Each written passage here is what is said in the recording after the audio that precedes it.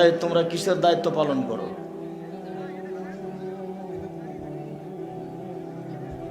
যাও এদেরকে অনুরোধ করো, ওইদিকে যে বসতে বলো।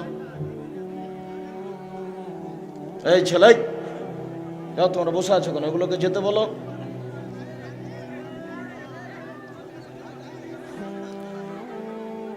সম্মানিত দিনী ভাই বোন, দুনিয়াতে দুটা পাপ আছে যার নিজস্ব ক্ষমতা আছে, অন্যান্য পাপের নিজস্ব ক্ষমতা নেই। পাপ বড়, কিন্তু নিজস্ব কোনো ক্ষমতা নেই। যেমন পাপের জগতে দ্বিতীয় মহাপাপ হলো পিতামাতার অবাধ্য চলা। পিতামাতার অবাধ্য চললে পাপ হয়, কিন্তু এই পাপের কোনো নিজস্ব ক্ষমতা নেই। শিরক এমন একটা পাপ যার নিজস্ব ক্ষমতা আছে। বিদআত এমন একটা পাপ যার নিজস্ব ক্ষমতা আছে। জিনা একটা মহাপাপ, কিন্তু তার নিজস্ব কোনো ক্ষমতা নেই। মিথ্যা সাক্ষী একটা মহাপাপ, কিন্তু তার নিজস্ব কোনো ক্ষমতা নেই।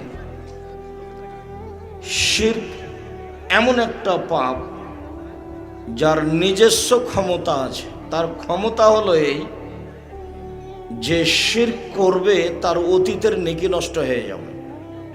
এটা হলো শিরক পাপের ক্ষমতা। শিরক করলে আল্লাহকে খাটো করা হয়, অপমান করা হয়। এইটা হলো শিরকের দ্বিতীয় ক্ষমতা। বিদআতেরও দুইটা ক্ষমতা আছে, শিরকেরও দুইটা ক্ষমতা আছে, অথচ সেটা একটা পাপ, এক অবাক পাপ যে ও দিয়ে মানুষের অতীতের নেকি নষ্ট হয়ে যায়। অথচ যেই করছে সে ভালো মনে করেই করছে। ধরো চুয়াডাঙ্গা জেলা থেকে একটা গাড়ি ছুটেছে ঢাকা যাবে, তো বারবার ড্রাইভার বলছে কন্ট্রাক্টরকে যে একটা মাজার পেলে 10টা টাকা দিও। কেন বলছে ড্রাইভার বারবার এই কথা? এই জন্য বলছে যে ড্রাইভারের ধারণা মাজারে 10টা টাকা দিলে গাড়িটা অ্যাক্সিডেন্ট হবে না। তাহলে তার ধারণা এটা একটা ভালো কাজ। অনেক গাড়ির পিছন দিকে জুতা স্যান্ডেল ঝুলানো আছে, তার ধারণা গাড়ির পিছনে জুতা স্যান্ডেল ঝুলালে গাড়ি অ্যাক্সিডেন্ট হবে না। তাহলে এই কাজটা করছে ও ভালো ধারণাই। মানুষ যে গরু ছাগল খাওয়ার পানি কবরস্থানে নিয়ে যায়, মাজারে নিয়ে যায়, তো পাপের জন্য তো নিয়ে যায় না, ওখানে একটা ভালো কিছু হবে মনে করেই নিয়ে যায়। তাহলে শিরক হলো মানুষের ধারণাই ভালো কাজ, অথচ শিরক পাপের জগতে সবচেয়ে বড় পাপ। শিরকের দুইটা ক্ষমতা আছে। একটা, অতীতের সব নেকি নষ্ট হয়ে যাবে শিরক করলে। দুই, শিরক করলে আল্লাহকে খাটো করা হয়, অপমান করা হয়। যেমন আমরা তো রাজশাহী চাঁপাইনবাবগঞ্জের মানুষ, আমরা কথা বললে যখন টিকটিকি টিকটিক করে উঠে তখন আমরা বলি যে এই দেখো আমি ঠিক বলছি। তা আমি যে ঠিক বলছি না বেঠিক বলছি এটা কে জানে? আল্লাহ জানে। তো আমরা বলছি আমাদের চাঁপাইনবাবগঞ্জের গতিতে যে টিকটিকিও জানে। তাহলে একটা সাধারণ টিকটিকি প্রাণী, এ আল্লাহ যেই ক্ষমতা রাখে সেও সেই ক্ষমতা রাখে। এই জন্য এটা শিরক, এই জন্য এটা শিরক। আমাদের মা চাচিরা আমাদেরকে জামা জমজ কলা খেতে দিত না। তারা মনে করত যে জামা জমজ কলা খেলে যমজ সন্তান হবে।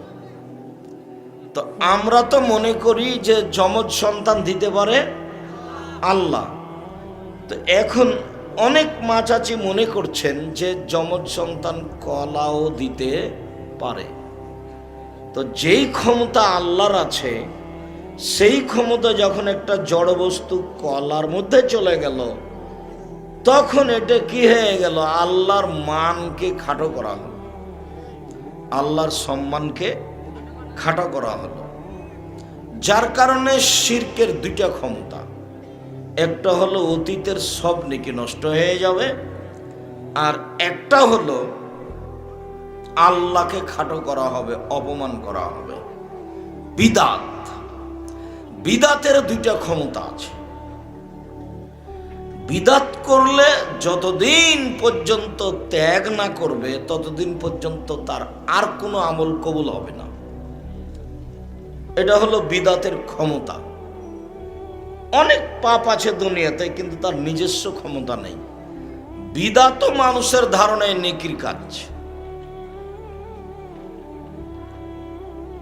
যেমন আল্লাহ বলেছেন যে চুপে চুপে জিকির করো, লা তাদুয়া ইন্নাকুম তাদুনা সাম্মালা গায়েব। তোমরা যাকে ডাকছো ইরবাওয়ালা আনফুসাকুম, এই চুপে চুপে জিকির করো, নিশ্চয়ই তোমরা যাকে ডাকছো সবকিছু শোনে, নিশ্চয়ই তোমরা যাকে ডাকছো সবকিছু দেখে। অতএব জোরে জিকির করতে হবে না, চুপে চুপে করো। আল্লাহ তাআলা আমাদের নবীকে বলছেন, উযকুর রাব্বাকা ফি নাফসিক তাযাররু খিফা। মুহাম্মদ সাল্লাল্লাহু আলাইহি ওয়াসাল্লাম, আপনি আপনার প্রতিপালককে ডাকুন অতীব গোপনে, অতীব ভয় ভীতি নিয়ে।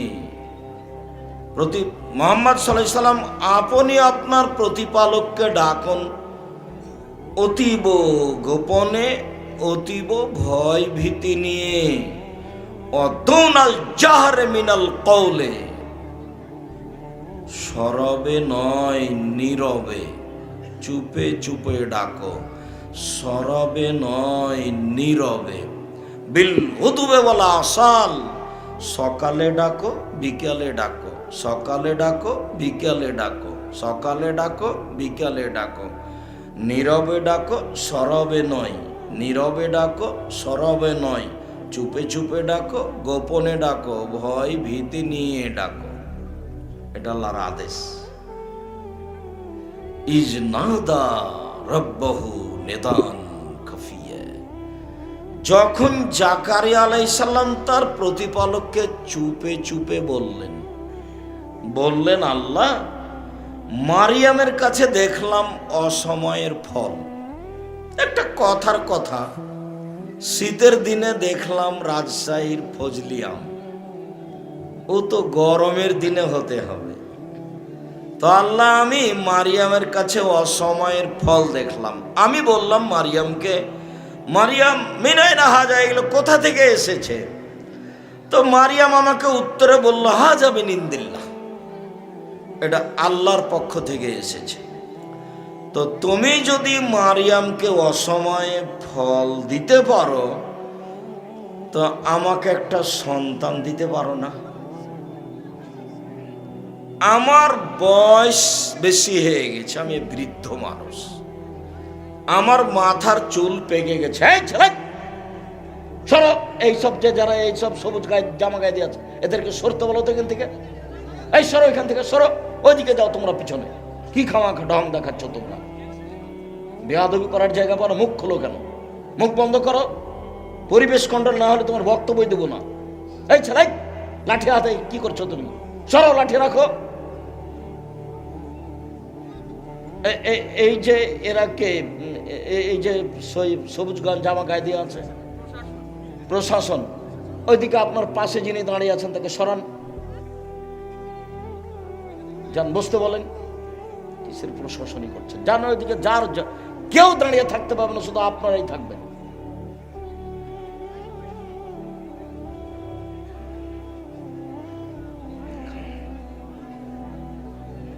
এই ছেলে, যাও তোমরা ওই এদিকে লোকগুলোকে ওই সামনে গিয়ে দাঁড়াইতে বলো, যারা বসতে পারবে না। আর মুখে কথা বলিও না। যা আপনারা যান ওইখানে গিয়ে দাঁড়ান, পাশে নয়। যাদের কাছে বসার বুদ্ধি নাই, পশু প্রাণীর মতো হিসাব করছে। আমি বলেছি বসতে, আপনি বসছেন না কেন? কি মনে করেন আপনি? নিজেকে গরু ছাগল মনে করছেন কেন? পশু প্রাণী মনে করছেন কেন? আমি আব্দুর রাজ্জাক বিন ইউসুফ সুজুদ ঢাকা থেকে এসেছি আপনার কাছে, আপনাকে আমি বসতে বলছি। আপনি কেন দাঁড়িয়ে আছেন? কি প্রয়োজন আপনার দাঁড়িয়ে থাকার? কি মনে করেন আপনি? আল্লাহর নবী জীবনে কোনোদিন কথা বললেননি সাহাবীদেরকে বসতে না বলে। আপনাকে আমি বসতে বলছি। আমি আব্দুর রাজ্জাক বিন ইউসুফ, এলাকা নতুন হতে পারে, আপনি না চিনলে আবারও চিনে নেন ভালো করে। আমার জীবনে আমি কোনোদিনও অপ্রয়োজনীয় বাক্য বলিনি 32 বছরের মধ্যে। 32 বছর আমি কোনোদিনও অপ্রয়োজনীয় বাক্য বলিনি। 32 বছর আমি কোনোদিন কেসা কাহিনী বলিনি। আজকে আমার বলার প্রয়োজন নেই। মুখখান বন্ধ করে থাকতে হবে, নাহলে স্থান ত্যাগ করতে হবে।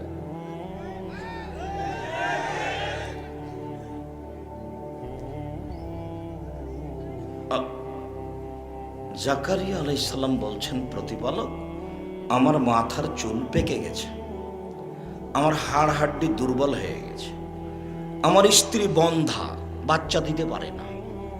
তাহলে বাচ্চা নেওয়ার মতো আমার কাছে কোনো পরিবেশ নেই। আমি নিজেও বৃদ্ধ মানুষ, আমার স্ত্রীও বন্ধা। কিন্তু ঘটনা হচ্ছে যে তোমার কাছে চাইলে মানুষ নিরাশা হয় না। আমার কাছে কোনো পথঘাট নাই, এ কথাও ঠিক। তোমার কাছে চাইলে মানুষ নিরাশা হয় না, এ কথাও ঠিক। যেহেতু তুমি মারিয়ামকে অসময়ে ফল দিয়েছ, দিতে পারো, তুমি সর্বশক্তিমান, তা আমি বৃদ্ধ মানুষ হলে কি হবে? আমার স্ত্রী বন্ধা হলে কি হবে? তুমি একটা সন্তান দাও, তুমি তো পারো। তো ঠিক আছে, দিলাম। ওর নাম ইয়াহিয়া। তো কথা মূল যেটা, সেটা হলো চুপে চুপে ডাকা। জিকির যদি সরবে হয়, নীরবে না হয়, তাহলে আল্লাহর রাসূলকে খাটো করা হবে, অপমান করা হবে। তখন আর ইবাদত কবুল হবে না। এটা হলো বিদআতের ক্ষমতা। শিরকের যেমন 2টা ক্ষমতা আছে, বিদআতের তেমন 2টা ক্ষমতা আছে। আপনি মানেন না মানেন, ভদ্রতা বজায় রেখে চুপচাপ শুনবেন। যদি খারাপ লাগে, শেষ হয়ে যাবে, তখন বলবেন, আব্দুর রাজ্জাক সাহেব, আপনাকেও সালাম, আপনার বক্তব্যকেও সালাম, গেলাম, কোনো সমস্যা নেই। আপনাকে আমি মানাতে বাধ্য নই, তবে আমি শুনতে অনুরোধ করছি। তো যেহেতু এলাকা নতুন, বিষয়ও জটিল, তা একটু আমাদের পরিচয় দিয়ে নি, আমরা কারা। আমাদের ব্যাপারে মুহাম্মদ সাল্লাল্লাহু আলাইহি সাল্লাম বলেন, কাফাবিল মারি কাযিবান আইয়ুহাদ্দিসা বিকুল্লি মা সামিয়া। বক্তার জন্য মিথ্যুক হওয়ার ব্যাপারে এতটুকুই যথেষ্ট যে শরীয়তের কোনো কথা মানুষকে বলে দিবে তদন্ত না করে। কেন? আল্লাহ তাআলা বলছেন, এজা জা আহাদুকুম বিনাবাইন এজা জাদু মিনকুম বিনাবাইন তাবায়ানু। পৃথিবীর মানুষ তোমাদের কাছে যদি কেউ কোনো সংবাদ ধর্মের আলোচনা করে নিয়ে আসে, সেটা তদন্ত করো, দেখো তো সেটা সত্যিই কি আল্লাহর নবীর না মানুষের বানানো। এটা আল্লাহ দেখতে বলছে। আবার আল্লাহ বলছেন, ফাসআলু আহলা যিকরি ইন কুনতুম লা তা'লামুন বিল বায়িনাতি ওয়াজ জুবুর। হে দুনিয়ার সাধারণ মানুষ, তোমরা আলেম ওলামাকে জিজ্ঞাসা করো প্রমাণ সহকারে, জ্ঞানী গুণীর কাছে। জ্ঞানী গুণীকে জিজ্ঞাসা করো, প্রমাণ সহকারে জিজ্ঞাসা করো। জি জনাব আব্দুর রাজ্জাক সাহেব, আমার একটা সন্তান হয়েছে, আকিকা দিতে চাই, একটু বিধানটা বলেন তো জনাব। জি হ্যাঁ, জন্মের 7ম দিনে আকিকা দিতে হবে। আকিকার পশুর দাঁতের কোনো শর্ত নেই, নামটা 7ম দিনে রাখতে হবে, আকিকা 7ম দিনে দিতে হবে, মাথার চুল নেড়ে করতে হবে 7ম দিনে, চুল সমপরিমাণ রূপা দান করে দিতে হবে। এই হলো বিধান, দলিল। এই যে আল্লাহ রাসূল বলেছেন, আবু দাউদ, নাসাই, সহিহ হাদিস। যে জনাব আহমদ একটা জিজ্ঞাসা, কি বলেন? আমার একটা সন্তান জন্ম নিয়েছে, আকিকা দিতে চাচ্ছি, দেন। কিভাবে দিব? আরে দেন না, 7 দিনে দিলেও হবে, 14 দিনে দিলেও হবে, 21 দিনে দিলেও হবে, জীবনে একদিন দিলেই হবে। দিলেই তো হলো। জি প্রমাণ। আরে বুজুর্গানে দিন বলেছেন, আমি সেই কথা বলছি না। আজকে মঙ্গলবার, মধ্যে একদিন বুধবার থাকলো, বৃহস্পতিবার দিন বিকাল 3টার সময়তে আপনার সাথে আমি সাক্ষাৎ করব। মুখে যা বলেছেন তা আরবি পেশ করবেন, নিচে বাংলা অনুবাদ করবেন, নিচে লিখে দেবেন আবু দাউদ, তিরমিজি, নাসাই, হাদিস সহিহ। কথার 19-20 হয় না জানো। আল্লাহ বলেছেন, জানা মানুষের কাছে জানো, প্রমাণ সহকারে জানো। আমি আপনাকে জানা মানুষ মনে করে জানতে এসেছি, প্রমাণ দিতেই হবে। নইলে উমার যেমন আটকে দিতে বলেছেন, আয়েশা যেমন মানুষকে আটকে দিয়েছেন, আপনাকে আটকে দেওয়া হবে। উমর রাদিয়াল্লাহু তাআলা আনহু যদি আজকে বেঁচে থাকতেন, তাহলে ভারত, বাংলাদেশ, পাকিস্তানের শতকরা 98 জন বক্তার আজীবন জেল হতো। তারা বাইরে থাকার কোনো সুযোগ পেত না। এদেশের মাটিতে প্রায় 3 লক্ষ জালজয়ী হাদিস আছে, মানুষের বানানো। আমার বাসাতে আছে 10,000। কতটি? 10,000। আমি দেখতে চাইলে 10,000 দেখাতে পারবো, একটা না, মানুষের বানানো।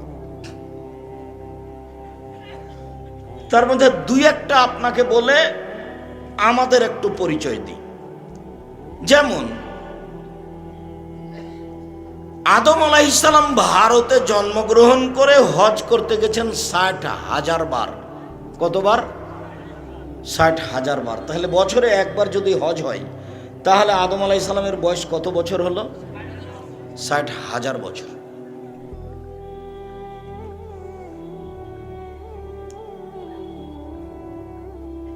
যদি তোমাদেরকে এবার, আগে মানুষ যারা ম্যাট্রিক পরীক্ষা দিত তাদের একটা কথা শোনাই। যারা ম্যাট্রিক পরীক্ষা দিত তাদেরকে 40টা হাদিস মুখস্থ করতে হতো।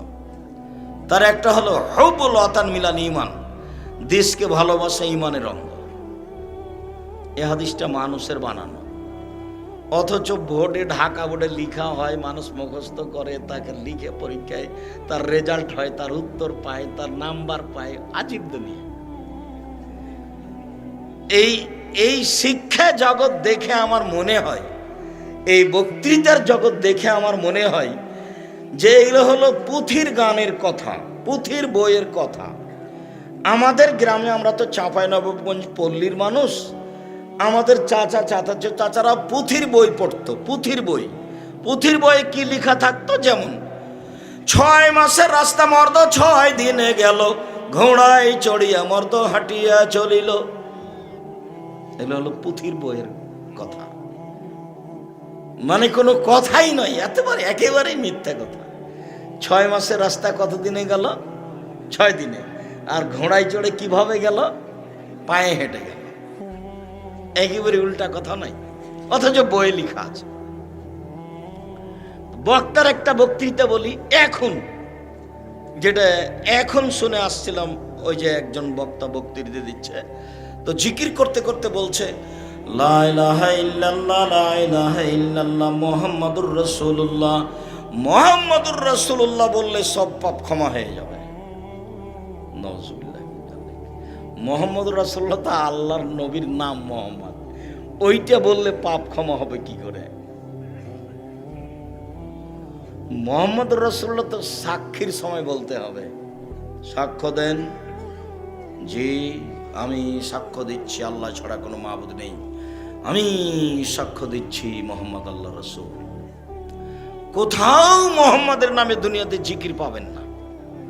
জিকির পাবেন লা ইলাহা ইল্লাল্লাহ, এ দেখেন মোহাম্মদ নাম নাই।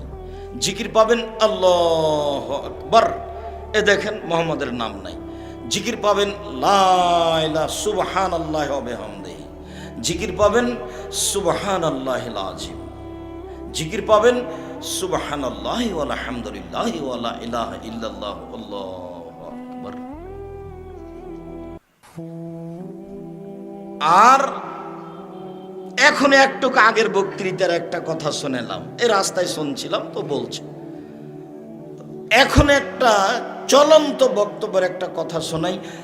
ফাতেমা কান্দিয়া কয়, আজ বুঝি হোসাইন কারবালাতে শহীদ হয়। ফাতেমা কান্দিয়া কয়, আজ বুঝি হোসাইন কারবালাতে শহীদ হয়। যেদিন হোসাইন ইরাকের মাটিতে কারবালার মাঠে শহীদ হন, তার 49 বছর আগে ফাতেমা মারা গেছে। তার কতদিন আগে? 49 বছর আগে।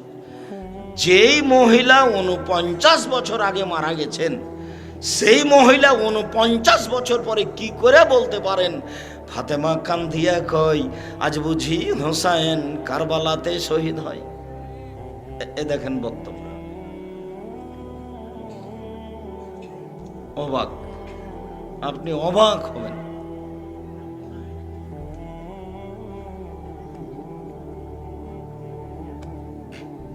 শুকরিয়া।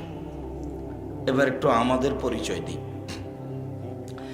আব্দুল্লাহ ইবনে আমর রাদিয়াল্লাহু তাআলা আনহু বলেন, রাসূল সাল্লাল্লাহু আলাইহি সাল্লাম বলেছেন, পৃথিবীর মানুষ মনে রেখো, বাল্লেগু আন্নি ওয়ালা আয়া, আমার একটা কথা জানা থাকলে অন্যকে বলো, সেটা আমার হতে হবে। আমার একটা কথা জানা থাকলে অন্যকে বলো। আপনার সামনে একজন বাম হাতে পানি পান করছে, আপনি কি করবেন? ওকে বলেন যে ভাই মনে কিছু নিয়েন না, ডান হাতে খান, বাম হাতে শয়তান খাই। আপনাকে ধমকাতে পারে, এই কথা ঠিক, তবে আপনার ফাঁসিও হবে না, সুলিও হবে না। ডান হাতে কে খায়? শয়তান খায়। বাম হাতে কে খায়? শয়তান খায়। বাম হাত দিয়ে মানুষ কি করে? পানি খরচ করে। এই লোকটা, যে লোকটা এখনই বাম হাতে চা খেলো, ওই লোকটার পাশে এখন ময়লাযুক্ত খারাপ তেনা পড়ে আছে, ন্যাকড়া, তখন ও কোন হাতে ধরবে? বাম হাতে ধরবে। এত বোকা মানুষ, ওর মাথাতে সম্পূর্ণ গোবর ঢুকে আছে যে তুমি যে এখনই ময়লাযুক্ত ন্যাকড়া খান এ হাতে ধরছো, তো এ হাতে তুমি চা খেলে কেন? তোমার কি মানবতা নাই? তোমার কি ইতস্তবোধ নাই? বুঝেও বুঝে না ওরা অন্তর আছে, বুঝে না। দেখেও দেখে না ওরা চক্ষু আছে, দেখে না। শুনেও শুনে না ওরা কান আছে, শুনে না। উলায়েকা কালানাম, তারা পশু প্রাণীর মতো, তারা গরু ছাগলের মতো, তারা কুকুর শ্রীগালের মতো, বালহুমাজাল, বরং তার চেয়ে খারাপ। পশু প্রাণী, গরু ছাগল কুকুর শ্রীগাল এমনিতেই বেঁচে আছে, এসেছে, কদিন পরে দুনিয়াতে চলে যাবে, খাই পায়খানা করে দিন কাটাই। তার কোনো হিতাহিত জ্ঞান, তার কোনো মানবতা নেই, তার কোনো বোধগম্য নেই, তার কোনো বোধোদয় নেই। পৃথিবীর মানুষ বাল্লেগু আন্নি ওয়ালা আয়া, আমার একটি কথা জানা থাকলে অন্যকে বলো। এক, দুই, বানি ইসরায়েলের কাহিনী বলো, কোনো দোষ নেই। বানি ইসরায়েলের কাহিনী মানে হাজার হাজার বছর আগেকার কাহিনী, যেটা সত্য কাহিনী হতে হবে। যেমন একটা কাহিনী কয়েক হাজার বছর আগেকার শোনাই। ইশতারা রাজুলুন মিন রাজুলিন আকারান, একটা লোক একটা লোকের কাছে জমি কিনে নিয়েছে। ফজাদা ফি আকারিহি জাররা, যখন জমি চাষ শুরু করেছে তখন দেখছে জমিতে একটা স্বর্ণের পাতিল। তখন জমি ক্রেতা স্বর্ণের পাতিলটা জমি বিক্রেতার কাছে নিয়ে গিয়ে বলছে, খুযাবাকা মিন্নি ইশতারাতু মিনকাল আরদ ওয়ালাম আবতাবিকা, আপনি আপনার স্বর্ণের পাতিলটা নেন, আপনার কাছে আমি জমি কিনেছি, স্বর্ণের পাতিল কিনিনি। তখন জমি বিক্রেতা বলছে, বেতুলার জমা ফিহা, জমি বিক্রি করেছি, জমিতে যা ছিল সবই বিক্রি করেছি, পাতিল আমি নেব না। এখন তখন দুইজন মিলে বিচারকের কাছে গেছে। ঘটনা এই, ওনার কাছে আমি জমি বিক্রি করেছি, উনি আমার কাছে স্বর্ণের পাতিল নিয়ে এসেছে, আমি ওটা নেব না। কেননা আমি জমি বিক্রি করেছি, জমিতে যা ছিল সবই বিক্রি করেছি, আমি কোনো খাস করিনি। আর এ বলছে আমি জমি কিনে নিয়েছি, পাতিল কিনে নিনি, আমি এটা নিব না। তখন দুইজন মিলে বিচারকের কাছে গেল। বিচারক বলছে যে ছেলে মেয়ে আছে? জি আছে।